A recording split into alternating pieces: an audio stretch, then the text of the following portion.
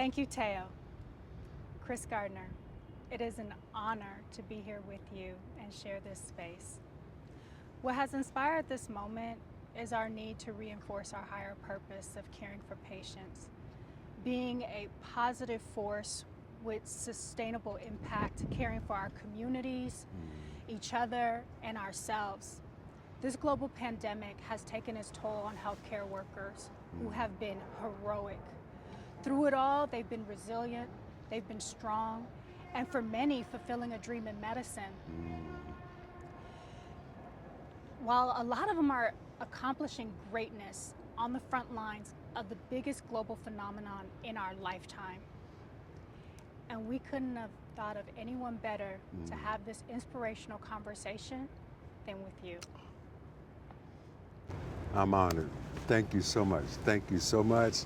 And let me say one thing before we say another word about the people that you just referred to, the healthcare workers, and this space and time. None of us chose this time.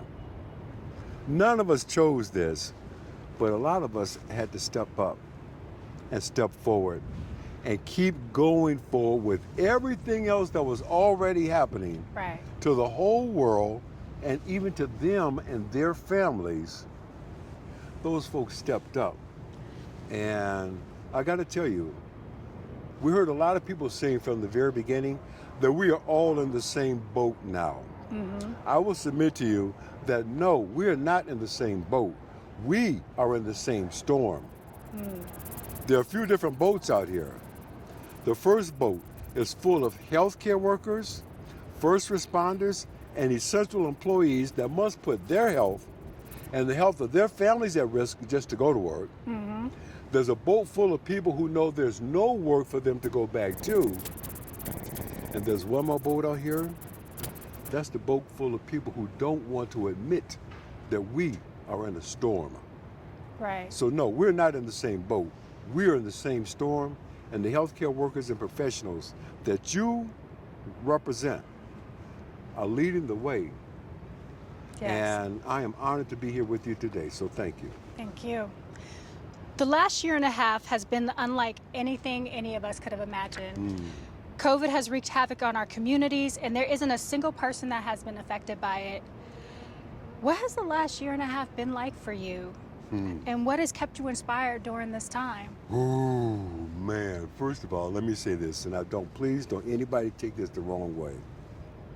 I'm comfortable in this space because I've climbed this mountain before. It had a different name, but it was just as steep, just as dangerous, just as challenging, but I had to climb it with a 14-month-old baby tied on my back. So I've been up this mountain before, and that brings to mind something, I'll never forget this, directly related to your question. My last conversation with my dear friend, Dr. Maya Angelou. We were talking about struggle, and what she said to me is that we have the people for this mountain. And we must all be mindful that there were people who came before us, who came up a steeper side of this mountain, carrying a bigger and heavier load with little to no opportunity, but they kept going forward, onward and upward. But now it's our turn. We got this. Yes. A lot of people know about you from the book and the movie, The Pursuit of Happiness, is that you overcame incredible personal adversity. Many healthcare professionals are now facing the hardest time in their working lives. What has got you through those most difficult days? Baby steps. We all want to take strides. You take strides when there are no obstacles, no challenges, nothing's in the way. But sometimes you got to take those baby steps when you don't know. Right? Number two, you also got to celebrate the small victories. The little things that a lot of us will probably never pay too much attention to. Celebrate those small victories. I got to tell you one story about that. I will never forget, after a year of living on the streets in the Bay Area, subways, hotel lobbies, airports, bathrooms, train stations. We got our very first place to live. And my son has seen me carry everything that we own every day for a year.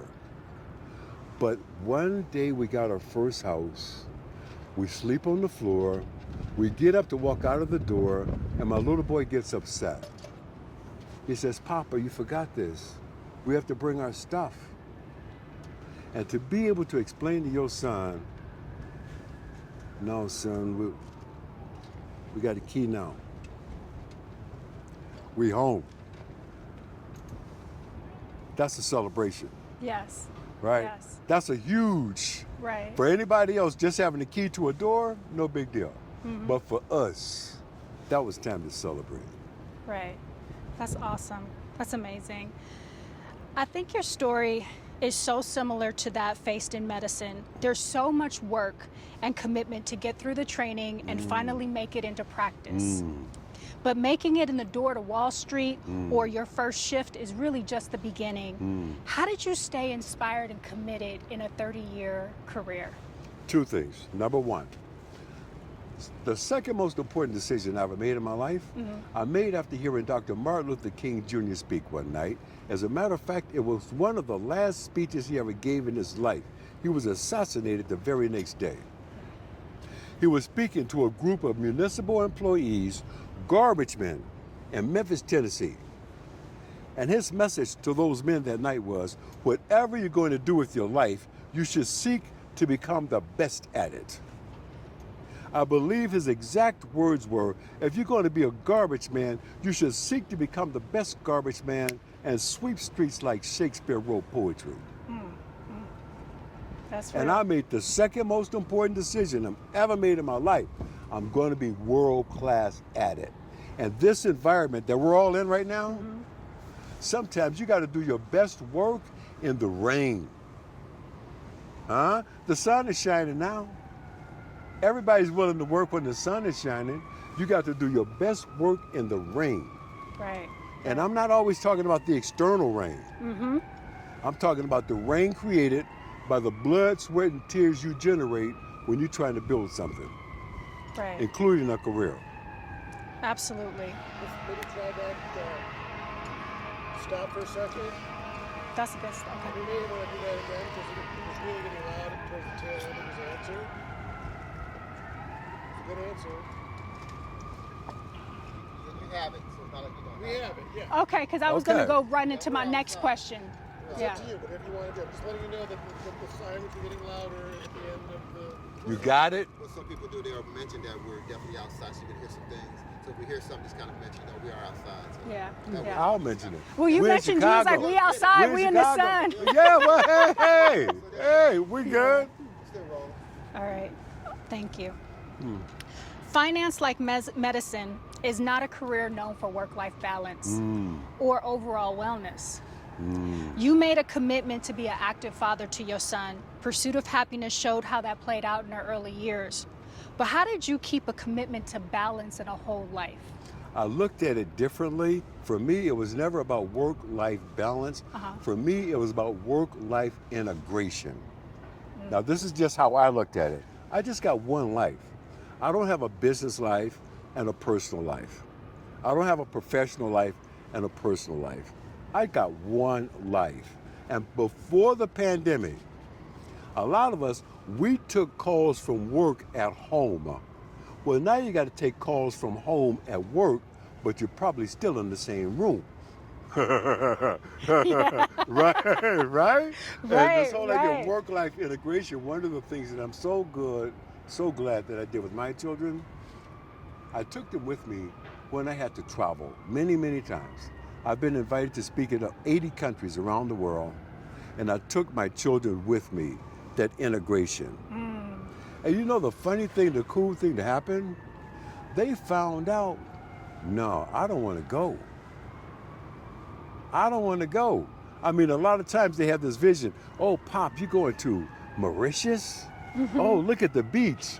Dude, I saw the airport. Okay, hold your thought. Hold your thought. They're coming? You Yep. They're coming over the wall. Okay. Got all that for the B-roll. They're That. coming over the wall. Where's Chicago? Run!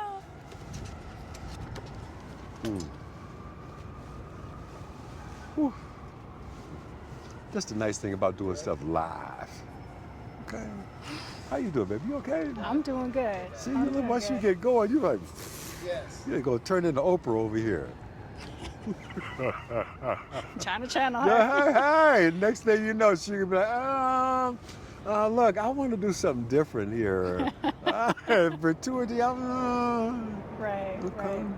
Okay, as soon as this airplane goes, Chris, I'd like for you to take it again from the kids didn't want to go. Okay. I'm going to give you a count as soon as we get out of this. As soon as I get the thumbs up from Renee. Okay, we're good? The kids didn't want to go in 3, 2.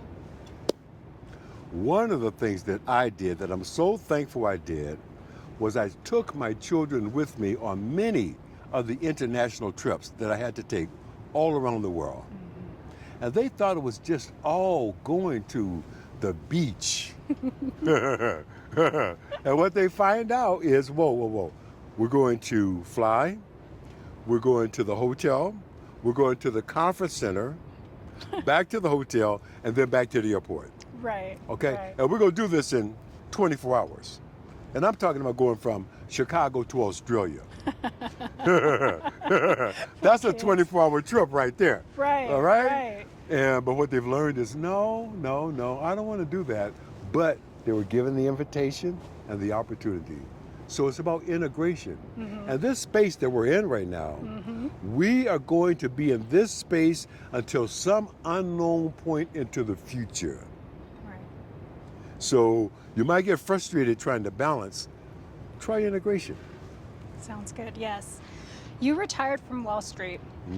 What was that decision like? How did you chart your own vision for your next step? Ooh, man, that's a big question. First of all, let's redefine retired. I said I was retired. I am working harder now than I've ever worked in my life. I'm enjoying it more, and I'm doing things that reflect my values. So that means right now, doing things globally, I now have 2 Mondays. We have significant business interests and opportunities in the United Arab Emirates. Sunday is Monday in Dubai. Right? So I now have 2 Mondays. I started my week off with a 3:30 in the afternoon presentation in Hong Kong. Well, what does that mean? That means it's 3:30 in the morning in Chicago. Wow. Yeah, okay? Yeah, And you yeah. make this adjustment. We all had to make in 2020 what I call a hard pivot. And a hard pivot being defined as something you would have never chosen, but you still got to make it work. Right. I will bet you, if you went into the senior management at Vituity, January 2nd in 2020, and said, I got this great idea. We're going to do everything remotely starting tomorrow. Girl, you be driving Uber right now. There was definitely segments You know of our that, business. right? Yes. You would have been escorted from the building. Yes. You know that. Yes. But we all had to make that hard pivot. Right? And I will say this about this space we're in right now. There are 3 things that are certain. Number 1, we've all had our worlds rocked at the very same time. Right. Number 2, none of us knows how long these new changes are going to be with us. And number 3, we're all going to come out of this with new scar tissue. Right. I would agree with you. Right? Yeah. And scar tissue is beautiful. And I say that because scar tissue is the signature of survival. That's very Okay. true. That is very true. So now you're the CEO of happiness. What does it mean to be CEO of happiness? Ooh, man, let me tell you something. First of all, I got the coolest job in the whole world. I get to do exactly what I want to do. I get to do work that reflects my values and is not about me. The most important thing that I'm doing right now is the work of my foundation, which is trying to change the trajectory of young people's lives globally. This is where I get to put a dent in the universe Right. by choice. Right. But I have to share this with you. I didn't just find this. I had a life-changing experience that helped me to get to this space.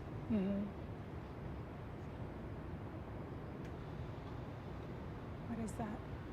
And this is where you ask, tell me about that. Tell me about that.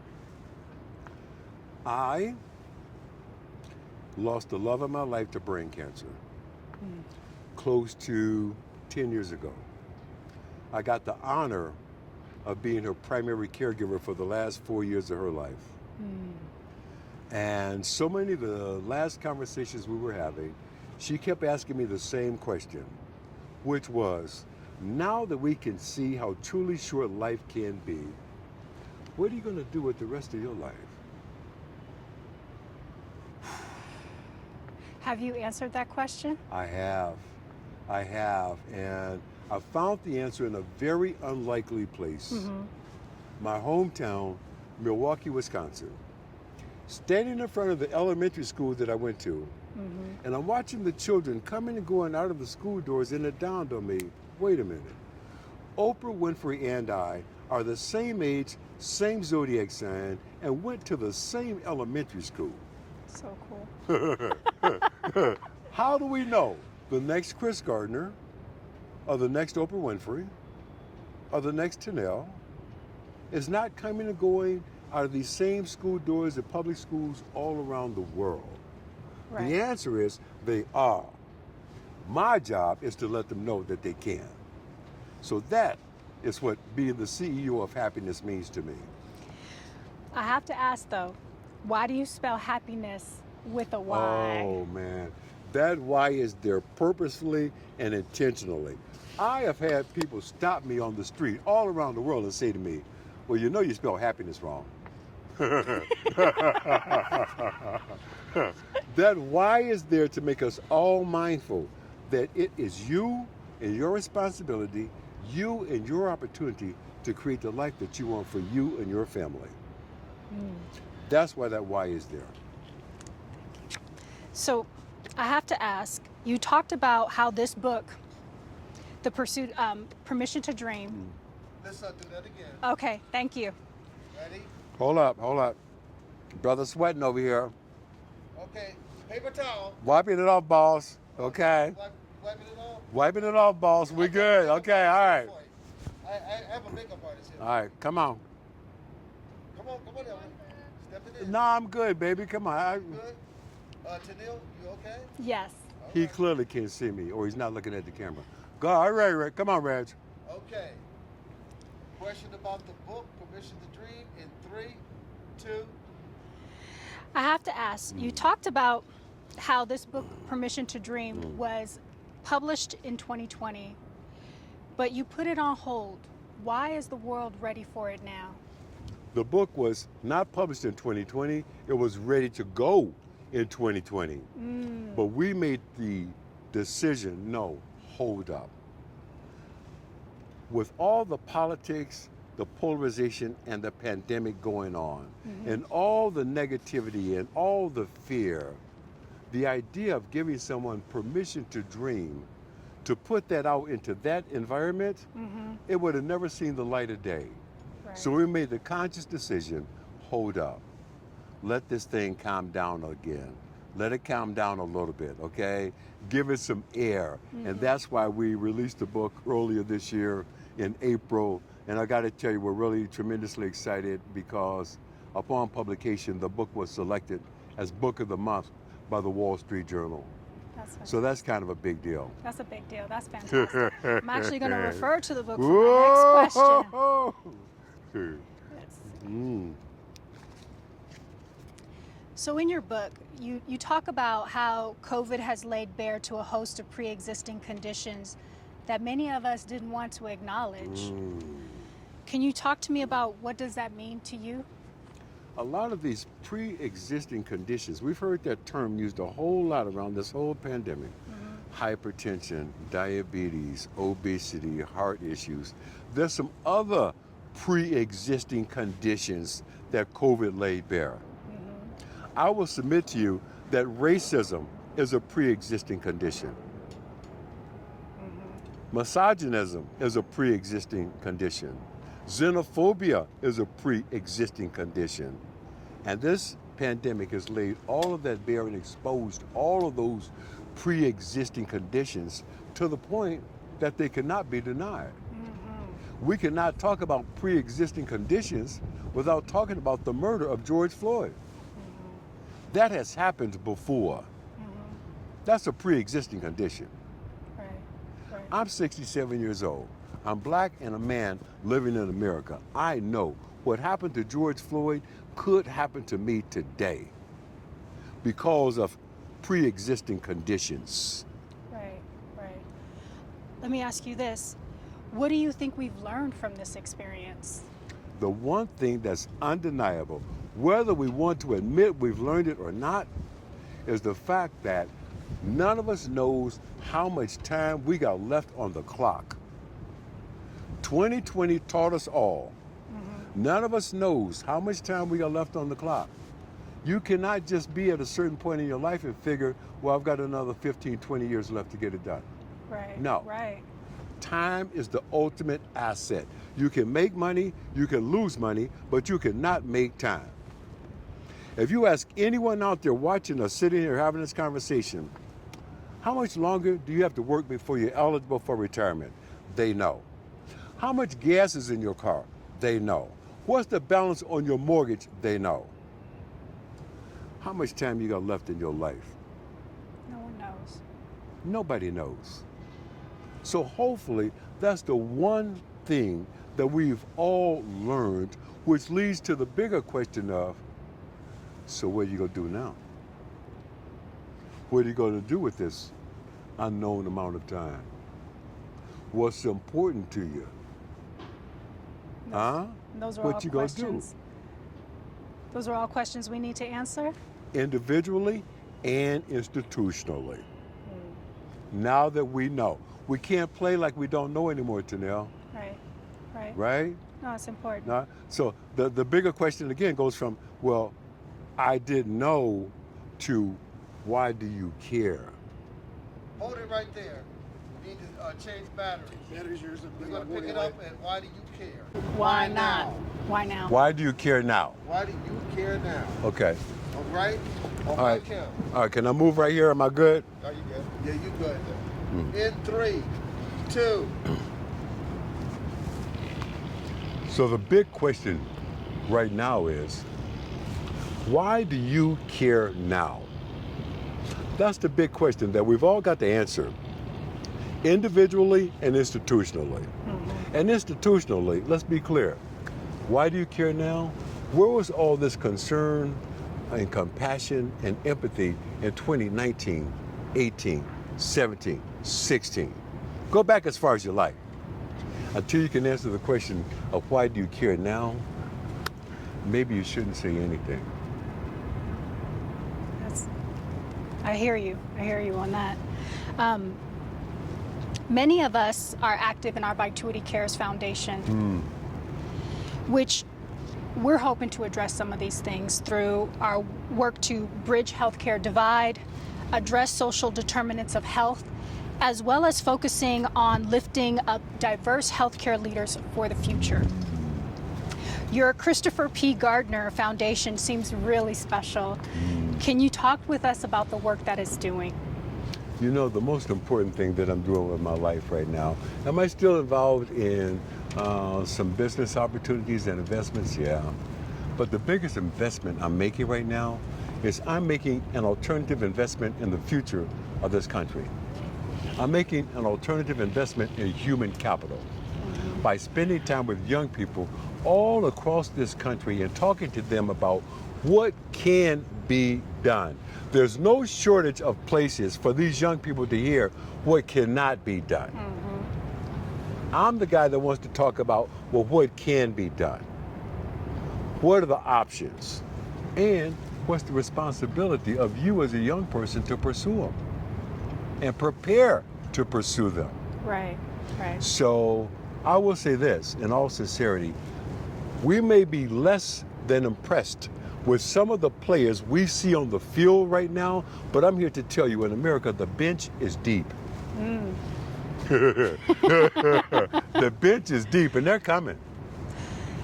This conversation is streaming to a group of passionate healthcare leaders. What can each of them, each of us, do to support and lift up the next generation? You know, as leaders, the one thing to always be mindful of is something that I call the power of one. The data, the numbers, the statistics can be overwhelming. You can't even begin to really put your mind around all these big numbers. But when you add the power of one, meaning be the other person that could be impacted by this decision that we're making right now, by this policy that we're setting right now, and ask yourself, what if this was me and my family on the other side of this decision?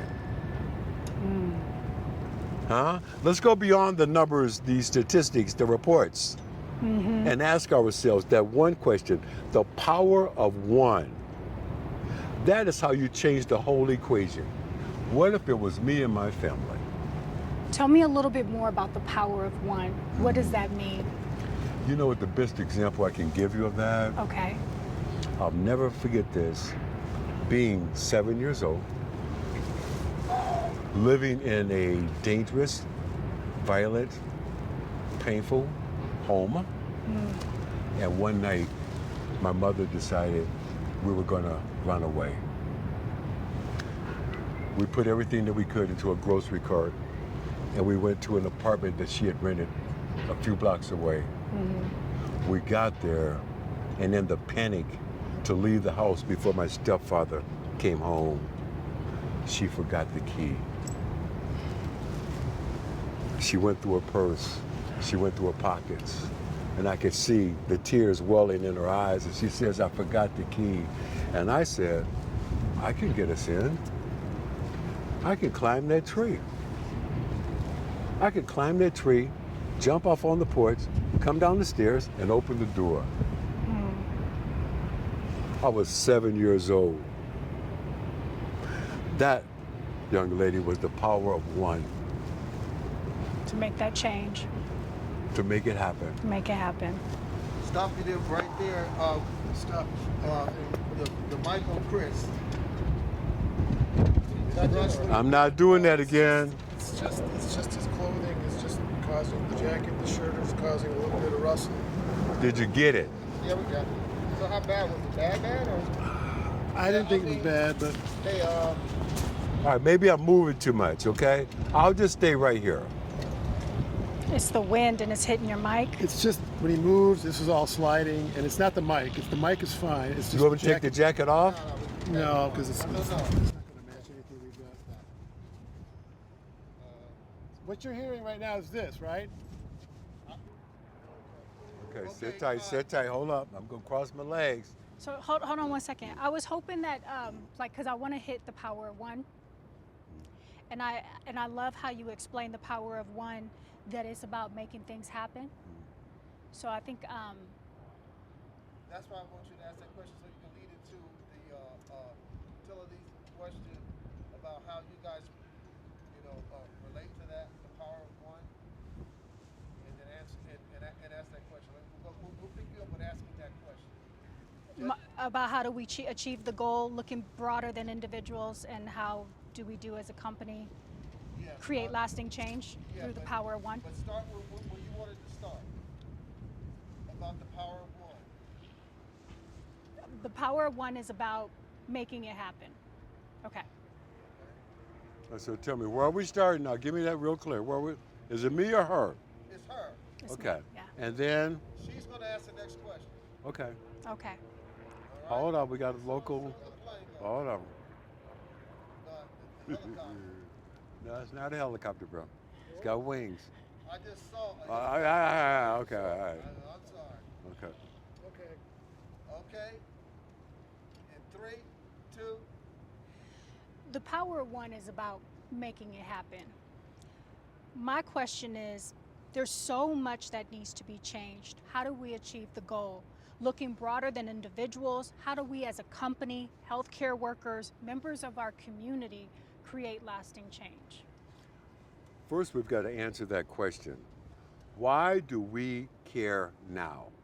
Because until you can answer that question, Tanel, then you're in a space where are we going to do something that's transformative or are we going to do something transactional? Transactional. Oh, we checked the box. We talked about diversity, equity, and inclusion. We checked the box. We wrote a check to the United Negro College Fund. We checked the box. That's transactional. Right.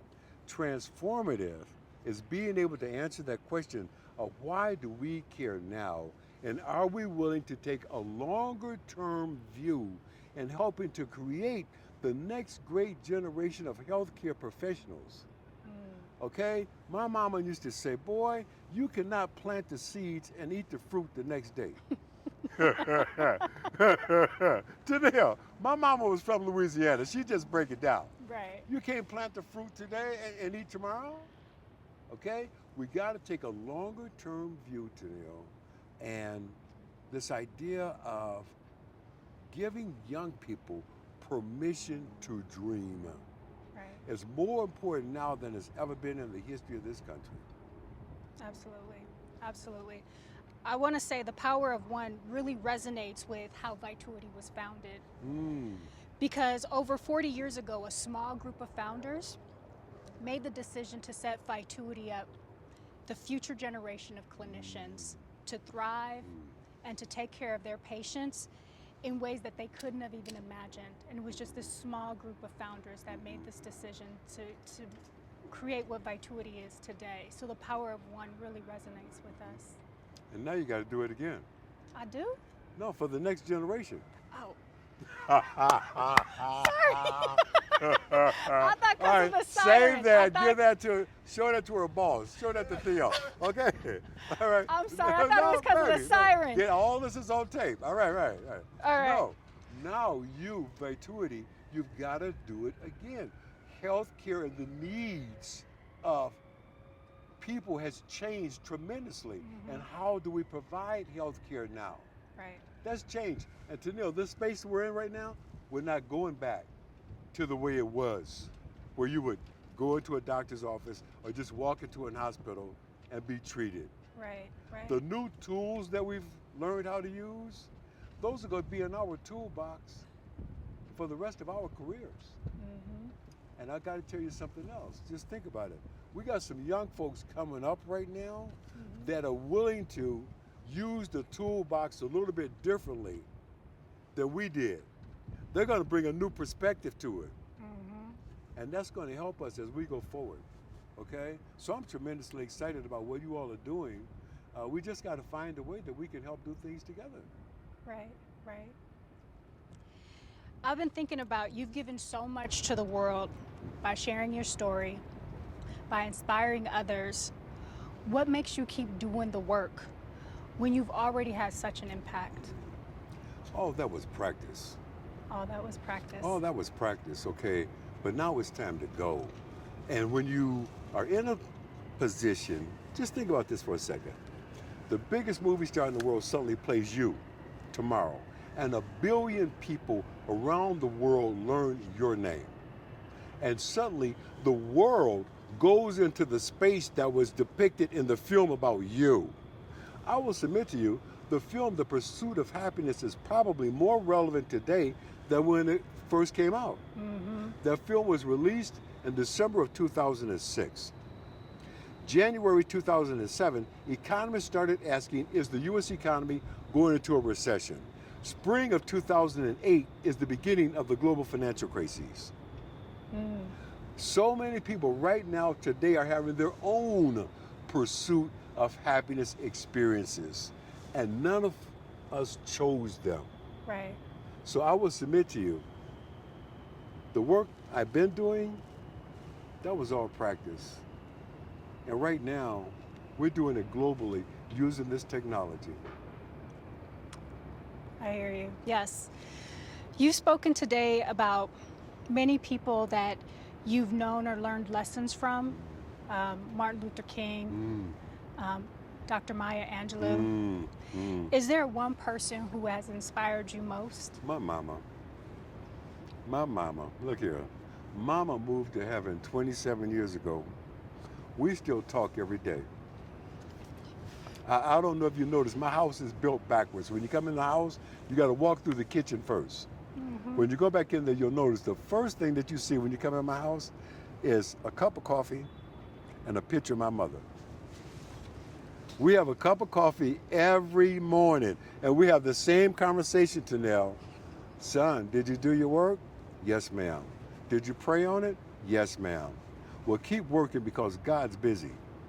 I love that. I love that. God got to help somebody who needs help more than you. You keep working, okay?